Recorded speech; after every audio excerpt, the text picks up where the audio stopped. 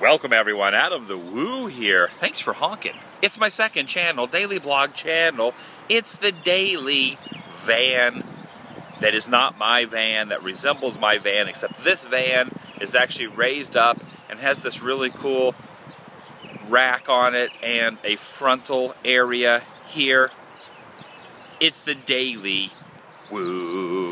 This is the van we've been touring in right there. Our buddy Garrett, who lives in Jacksonville Beach, actually has been on the tour, the Guttermouth tour that I'm playing bass guitar for the last week and a half to 10 days. He actually had to fly home from Canada yesterday, and he's letting us use his van the rest of the entire tour. 7 or 8 more days. The tour ends on the 31st. There's an airplane. There's an airplane right up there. There's an airplane.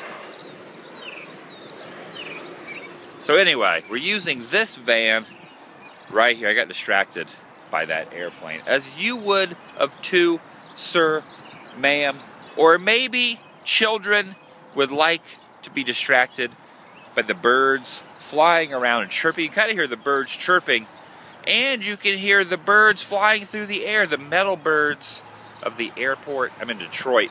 The Detroit airport is right over there. Is the Detroit airport. This is the hotel we stayed at for a few hours, got some sleep last night. So you have metal birds careening through the air, carrying passengers, and you have regular birds. There goes a regular bird. Whoa, hope that regular bird, a normal bird, flapping its wings doesn't collide with a metal bird full of passengers. Back to the van, which also carries passengers. Our buddy Garrett from Jacksonville Beach was kind enough to drive us around, and also kind enough to let us continue to borrow the van. Basically, we're driving this van around till the 31st of this month. The last show is in Virginia Beach, and then I will be driving back down from Virginia Beach to drop up a couple of the other guys from Guttermouth to fly back to California from Orlando International. So basically, it's a whole rigmarole of flying places and members flying in and out. There goes another one. There goes another one. You can hear that other plane flying over. So a lot of airports and a lot of countries involved in this tour. And by a lot of countries, I mean 2. USA, which I am back on US soil, and Canadian soil, which we were at yesterday in the last 3 days. We played that big festival in Montebello. And here's a fire hydrant. Look at that fire hydrant. It's a little bit wacky and different than a normal fire hydrant.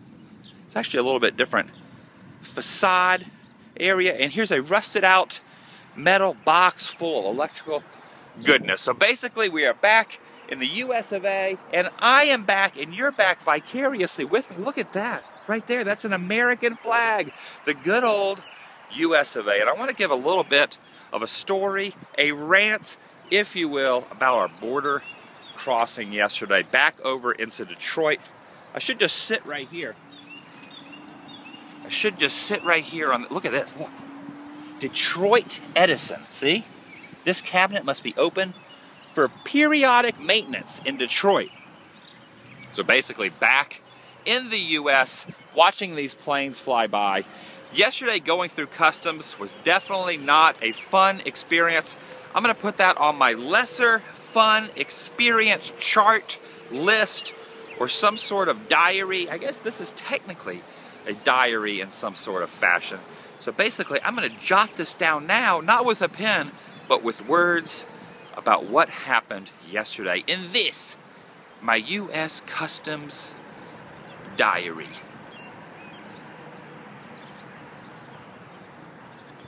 Wonder if that guy riding the bike right there, see him? Wonder if he's ever been through U.S. Customs. I wonder if anybody here in Detroit ever crosses the border often, just to go into Canada and say, heck it, I'm going to go visit around Canadian areas and see Canadian things. Getting into Canada has a little bit of a, I used the word rigmarole twice already, but I'm going to use that again. A little bit of a rigmarole. What if rigmarole is anything like Beetlejuice? If you say it 3 times, some crazy guy named Rigmarole. Man, what would a rigmarole look like? If there was some character, an imaginary character named Rigmarole I think I might start drawing a cartoon character. Maybe I'll start jotting down some sketches, even though I can't draw, of a character named Rigmarole. Hello, I'm Rigmarole. I'm Mr. Rigmarole. So a lot of rigmarole. Look at these airplanes flying in from Canada to the US of A. We drove in to the US of A from Canada after playing these festivals.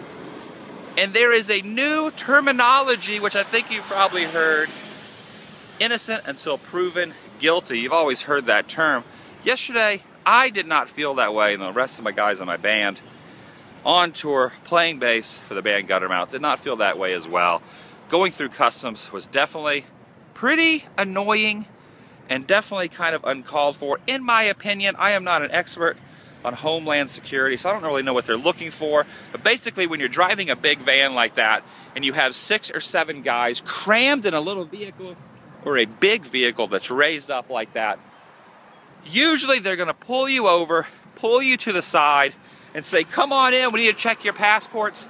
All the passports were in order. We went in this little teeny tiny room that smelled of sulfur. I don't know why the sulfur smell was so intense in there. We were crammed in there with all these people trying to cross the border back over from Canada to the US. A lot of times they just waved them on through after checking your passport.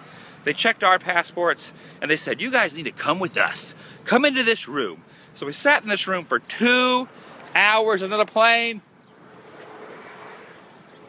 We sat in this room for 2 hours. Basically, after sitting there for 2 hours, they kind of like started to like, not really interrogate us, but they brought us into this room and they started to search us and ask all these questions, saying that the dog found something. They had some random dog snooping around the van, and they said the dog picked up a scent, and that gave the incentive. See what I did there? The dog picked up a scent, which translated over to an scent of a dog and an incentive for them to start rooting around in the van. So basically they tossed the van inside the vans, they pulled everything up, pulled up the floor mats, took all our stuff, opened our bags, made us leave our cell phones in the vehicle, rooted around inside the car that entire 2-hour period while we were inside that sulfur smelling teeny tiny room. And the people that work there, not exactly the kindest customer service people that you've ever experienced. Normally when you go into a retail store, everyone greets you. Hello, welcome to this. Hello, welcome to this. You guys having a good day? Welcome to the US of A or any other country that you're going into. That is not the way it works. Basically, at the custom area crossover from Detroit, where these planes are going into Detroit, at that particular station, I'm not sure how it is at other stations, crossed the border a number of times. It's never been this difficult or this rude, in my opinion. The people there definitely were not very kind-hearted to us. They ended up searching us. They took us into a room one by one. And of course what they try to do is they try to say, oh, we found something in the van. What do you know about it? I don't know about anything in the van other than my stuff. We're just trying to cross the border, get to the next show. We have jobs to do, trying to play shows, trying to move the tour along instead of being delayed, which I do understand, trying to protect, each country trying to protect their borders. I definitely can appreciate that. But where should the line be drawn, basically, as far as people being rude and you haven't done anything, and just because you fit a quote-unquote description, should you be detained for that long when there is no proof of any wrongdoing? I don't really know. I'm definitely very flustered, very confused and bewildered because I had my nether regions searched by a grown man. I don't even know if he was even wearing gloves when this happened. Luckily, the clothes were left on. My clothes were left on. I had to take my shoes off, my belt off, empty my pockets out, flip them inside and out, get up against the wall. It's the first time I ever put my hands up against the wall, and my body has been desecrated by the hands of another male older than me. That's a very awkward situation, whether you're welcomed into your home country, the US of A, by being touched and fondled in areas, the nether regions. I always use that word, nether regions. Well, this time, The nether regions were definitely explored. I'm definitely an explorer. I can appreciate exploring, but they found nothing that they were looking for in my nether regions. Stay away from my nether regions unless there needs to be a nether regions search. That's all I have to say. So very confusing, very bewildering experience. We were all searched in that fashion. Then we had to go back in the room. It was very interesting. Long story short, everything was cool. 2 hours sitting there. The rudest people of all time when you're walking in, even the people that were just walking in, like there were older ladies that were pulled over, or families with their kids. When they would walk in, the person that was greeting them when they would walk in was just so rude right when they walk in the door. What's your name? Come over here. Give me your backboard. All right then. Well, that was an interesting experience that we had to deal with yesterday. I know I'm not making a lot of sense.